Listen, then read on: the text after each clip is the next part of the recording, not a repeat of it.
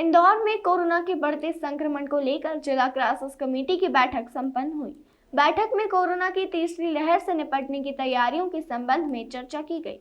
बैठक में जनप्रतिनिधियों के सुझाव और कलेक्टर के संकेत के बाद भी शहर में पाबंदियों के संबंधी कोई निर्णय नहीं लिया गया।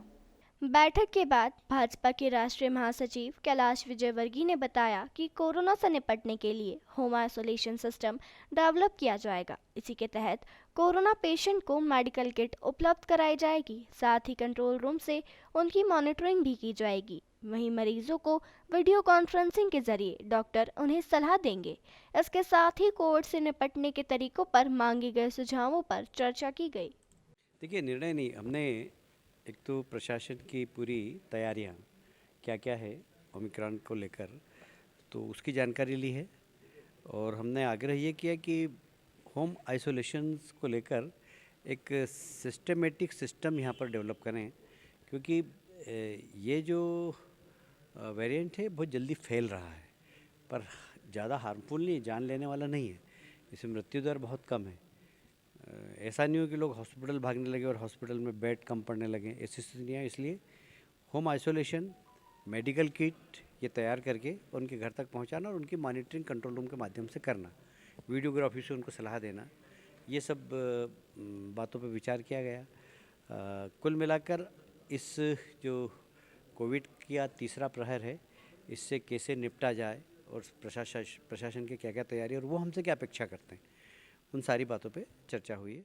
विजयवर्गीय ने यह भी कहा है कि ट्रैफिक को लेकर भी चर्चा हुई है। उन्होंने बताया कि ट्रैफिक के लिए अलग से परफेक्ट सेल बनाया जाए। जैसे सिटी इंजीनियर प्लानर होता है, वैसे ही ट्रैफिक प्लानर भी हो। आने वाले 25 सालों में ट्रैफिक का प्लान होना चाहिए। हमने 2002 में बनाया था, जिसको अब करीब 25 साल हो गए हैं। अब नया प्लान बनना चाहिए। विजयवर्गीय ने बताया कि तीसरा मुद्दा नशा है, जो कॉलेज तक पहुंच गया। युवा पीढ़ी भटके नहीं, इसके लिए प्रशासन जागृत होकर काम करे। दूसरा, ट्रैफिक को लेकर एक विस्तार से चर्चा हुई, तो हमने एक सुझाव दिया है कि एक परफेक्ट ट्रैफिक सेल बनाया जाए, और वो ट्रैफिक सेल ऐसा बनाया जाए जो सक्षम हो, और ऐसा नहीं कि कोई सब इंजीनियर को बिठा दिया जाए। एक परफेक्ट, जैसे सिटी इंजीनियर होता है प्लानर, वैसे ट्रैफिक प्लानर भी हो शहर का, क्योंकि अभी हमारी शहर ये मेट्रो सिटी हो गई है। अब इसमें ट्रैफिक हमारे लिए बहुत बड़ी चुनौती है।